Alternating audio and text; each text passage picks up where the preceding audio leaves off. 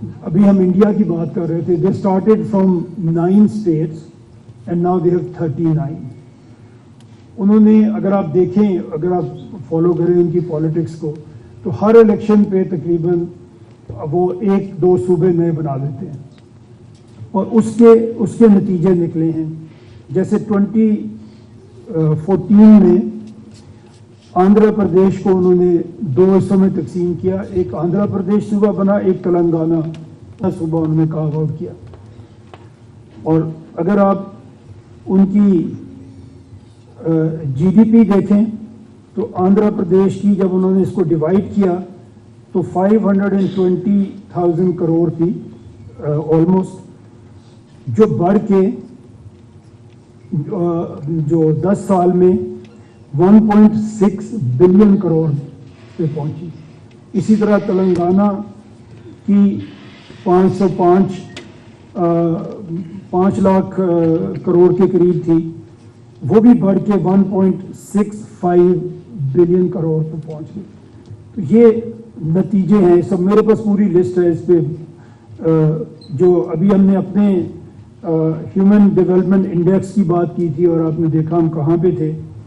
اس میں بھی ان کی جو امپروومنٹ ہوئی ہے 10 سال میں, وہ 0.631 آندھرا پردیش تھا اور 0.654 پہ تلنگانہ تھا, جو بڑھ کے آندھرا پردیش 0.638 ہو گیا, اور تلنگانہ جو نیا صوبہ بنا تھا وہ 0.705 پہ پہنچ گیا. یہ انہوں نے جتنے بھی صوبے بنائے ہیں, گوا کو نیا صوبہ بنایا, اسی طرح باقی میں ان میں پر کیپٹا انکم بھی بڑھی اور ان میں ان کی جی ڈی پی بھی بڑھی. ہم اگر پاکستان میں دیکھیں, جو میرا خیال ہے جو ہمارے پینلسٹ ہیں وہ زیادہ بہتر بتائیں گے, جتنی میری ریسرچ ہے, انڈیا میں اسٹیٹ جی ڈی پی جو ہے وہ الگ سے کیلکولیٹ ہوتی ہے اور ان کا بڑا ایک ہیلدی کمپٹیشن آپس میں رہتا ہے. لاسٹ ایئر وہ کہہ رہے تھے کہ مہاراشٹرا نے سب سے کم ترقی کی ہے, اور اس کی پھر ریزنز کیا تھی کہ وہاں پہ پولیٹیکل اسٹیبلٹی نہیں رہی اور 3 حکومتیں بدل گئی.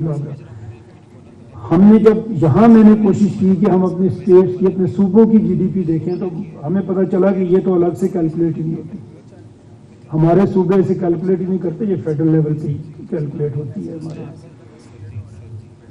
یہ کچھ ہماری بات تھی. ابھی اگر آپ دیکھیں جو ایکٹیولی ہمارے صوبوں کی ڈیمانڈ یہاں پہ پاکستان میں ہو رہی ہے اور بڑی دیر سے ہو رہی ہے, جس کو ہم اگنور کرتے چلے جا رہے ہیں.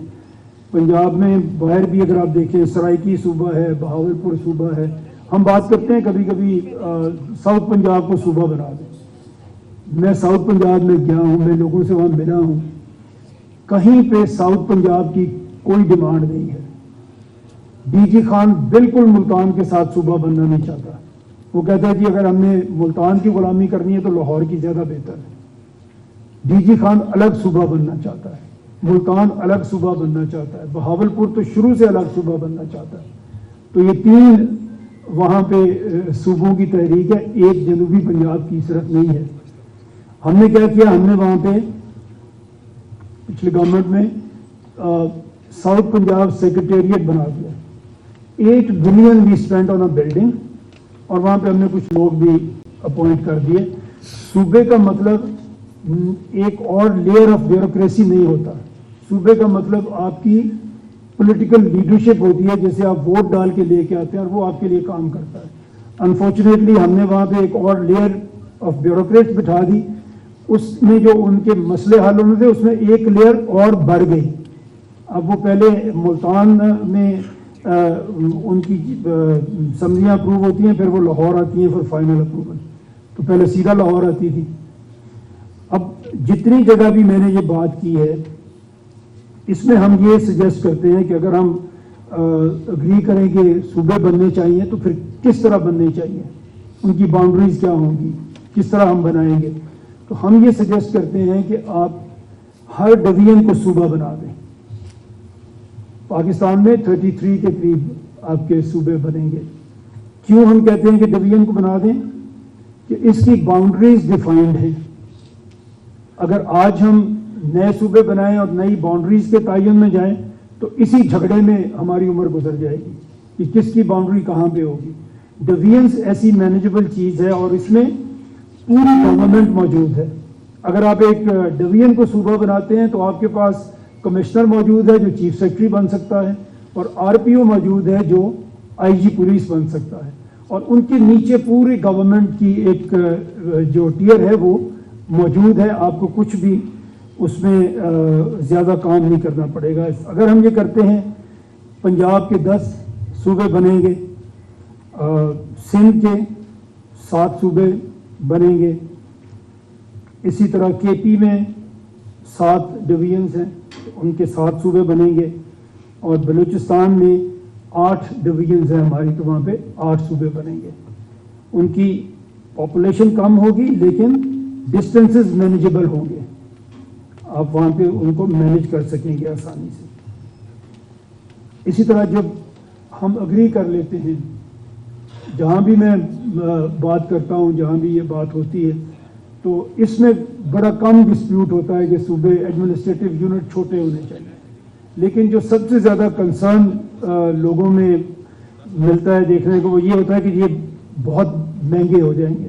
پہلے ہی پاکستان کی اکانومی کمزور ہے, اور جب آپ اتنا بڑا ایک ایڈمنسٹریٹو ایکسپنس اس کے اوپر ڈال دیں گے تو یہ ایک اور مصیبت کھڑی ہو جائے گی. اس کے اوپر ہم نے کام کیا ہے, اور خوشی ہوگی یہ میرا خیال ہے سن کے مجھے تو بڑی ہوئی تھی کہ انشاءاللہ ایکسپنسز ہمارے کم ہو جائیں گے, بڑھنے کی بجائے ہمارے ایکسپنسز کم ہو جائیں گے. اگر آپ کو اس میں انٹرسٹ ہوگا, آپ کا کوئی کوشچن ہوگا, تو پھر اس میں میرے پاس ڈیٹیل اس کی ورکنگ ہے. کم از کم پنجاب کی ہم نے بنا لی ہے, باقی صوبوں کی بھی بن رہی ہے, اور ہر جگہ پہ ٹرینڈ یہی ہمیں نظر آ رہا ہے کہ ہمارے ایکسپنسز بڑھنے کی بجائے, ایڈمنسٹریٹو ایکسپنسز بڑھنے کی بجائے ہمارے کم ہوں گے. اور ایک اور جو ہمارا پاکستان کا میں سمجھتا ہوں ایک بہت بڑا مسئلہ ہے کہ ہمارے پاس ایک کمپیٹنٹ لیڈرشپ نہیں ہے, اور یہ ہمارے بہت سے مسائل اس وجہ سے ہیں کہ ہمارے لیڈرز, جتنے بھی ہمارے لیڈر ریسنٹ ہسٹری میں ہمیں ملے ہیں, وہ کسی نہ کسی اور دروازے سے آئے ہیں, پبلک سپورٹ کے ساتھ. آرگینکلی کسی نے بھی گرو نہیں کیا. آج ایک بھی لیڈر ایسا نہیں ملتا ہمیں جس نے اپنی پرفارمنس کی بیس پہ جو پروموٹ ہو کے آپ کی پالیٹکس میں آگے آیا ہو. جتنے بھی لیڈر ہیں, ابھی اب نام لیں گے تو نام بھی ہم لے سکتے ہیں, سب کو پتہ ہے, بٹ وہ کوئی بھی اس طرح سے نہیں آیا کہ اس نے کہیں پہ پرفارم کیا, اس کی کہیں پہ پرفارمنس بڑی اچھی تھی اور اس سے لوگوں نے اس کو دیکھا اور اس کو ووٹ دیا, اور وہ لوکل سے پروونس میں آ گیا, پروونس سے وہ نیشنل لیول پہ لیڈر بن گیا. ایسا لیڈر ہمارے پاس کوئی نہیں ہے. اور اس کی اگر آپ مثال دیکھنا چاہیں, اگر ہم نام لے بھی سکتے ہیں, ذوالفقار علی بھٹو اس ملک کا پہلا پاپولر لیڈر تھا جو ووٹ لے کے آیا تھا. اس کو پھانسی دی گئی, کسی جگہ پہ کوئی نوٹیبل کوئی پروٹیسٹ نہیں ہوا, اسی طرح زندگی چلتی رہی. نواز شریف ایک دور میں 2/3 میجورٹی لے کے آئے تھے. اتنے ووٹ پاکستان میں کبھی کسی کو نہیں ملے جتنے 96-7 کے الیکشن میں نواز شریف کو ملے. 2/3 میجورٹی, چاروں صوبوں میں گورنمنٹ. اس کی گورنمنٹ ختم کی, اس کو نکال دیا, کوئی پروٹیسٹ نہیں ہوا.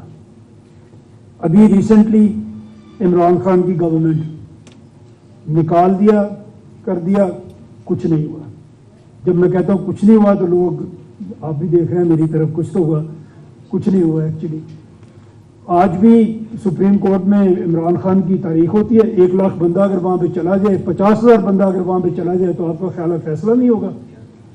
لیکن ایسا نہیں ہوتا, کیونکہ لوگ اس طرح سے لیڈر کے ساتھ جڑے ہوئے نہیں ہیں. اس کی وجہ ہے کہ کوئی بھی لیڈر ایسا نہیں ہے کہ جو پہلے پاپولر ہوا ہے پھر گورنمنٹ میں آیا ہے. ہر کوئی گورنمنٹ میں آتا ہے, گورنمنٹ میں پھر وہ آ کے کام کرنے کی کوشش کرتا ہے, اور ان وسائل کی وجہ سے اس جو ہماری ایڈمنسٹریٹو ڈیوائڈز ہیں اس کی وجہ سے کام کر ہی نہیں سکتا. اس سچویشن میں جہاں پہ 13 کروڑ کا ایک صوبہ ہے, 3.5 لاکھ اسکوائر کلومیٹر کا ایک صوبہ ہے, یقین کریں کوئی بھی کام نہیں کر سکتا. ہم سے ملتا جلتا ایک ملک ہے ٹرکی, وہاں بھی ایک پرائم منسٹر کو پھانسی دی گئی, وہاں پہ بھی مارشل لا لگتے تھے. ایک لیڈر وہاں پہ آیا جو لوکل گورنمنٹ سے گرو کر کے آیا. اس نے پہلے لوکل گورنمنٹ میں پرفارم کیا, لوگوں نے اسے ووٹ دیا, اور ایک پاپولر لیڈر الیکشن جیت کے حکومت میں آیا اور اس کے بعد اس کے خلاف کو ہوا جو آپ کو جانتے ہیں سب لوگ کہ وہ کس طرح سے ناکام ہوا. پبلک اس کے لیے نکلی اور وہ کو نہیں ہو سکا. اور کہیں بھی اگر آپ کا ڈیموکریٹک سسٹم ہے تو اس کے پاس آپ کے پولیٹیکل لیڈر کے پاس تو بندوق نہیں ہوتی ہے, اس کے پاس تو عوام کی سپورٹ ہوتی ہے, جو انفارچونیٹلی ہماری پولیٹیکل لیڈرشپ کے پاس نہیں رہی. اور اس لیے نہیں رہی کہ یہ لیڈرشپ کسی پروسیس سے ہو کے آئی نہیں ہے. اس لیے لوگ بھی اس طرح سے, میں یہ کہا کرتا ہوں کہ they are popular but they are not popular enough کہ لوگ ان کے لیے باہر نکلے, کیونکہ کسی نے بھی لوگوں کی زندگی میں کوئی ایسی چینج نہیں کوئی بھی لے کے آ سکا کہ ہم یہ سمجھے کہ اس نے ہمارے لیے یہ کیا, ہمیں بھی اس کے لیے باہر نکل کے جان دینی چاہیے. ایسا انفارچونیٹلی کچھ نہیں ہوا.